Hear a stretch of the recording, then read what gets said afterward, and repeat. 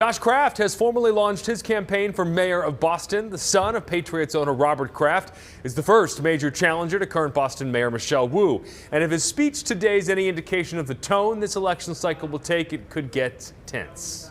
We face some serious challenges. Challenges that Mayor Wu has not risen to. Our political reporter Sharman Saketi in Boston with what Kraft says are his top priorities. Sharman. Well, he says housing and the cost of living. Those are two things he's pledging to address. He also criticized Mayor Wu as a leader who doesn't listen. Now, Kraft is a nonprofit leader and former head of the Boys and Girls Clubs. He's running as a Democrat. He says people don't feel like they can talk to anyone at City Hall. And he says Mayor Wu has become disconnected from the community and is tuning out what neighbors want.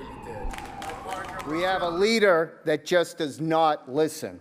Too often, Mayor Wu acts as if she alone has all the answers.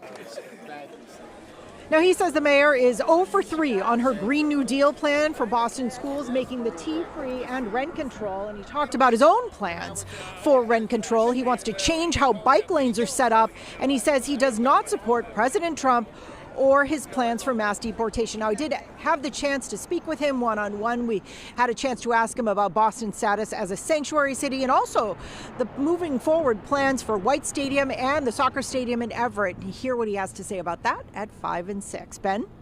Before you go, we know you did just get a chance to talk to Mayor Wu to get her response to this. What did she say? Well, just a short time ago, we had a chance to speak with the mayor. She certainly called it an honor that she's been able to be mayor. She says her family went through a lot of the challenges that a lot of families in the city are facing. But she also had this criticism for her opponent. Frankly, I'm a little surprised that someone who hasn't even voted for mayor or city council in the city thinks that he's ready to lead the city. But I look forward to getting into the details, and there's so much to talk about of what Bostonians need, but also the great work that's happening every single day.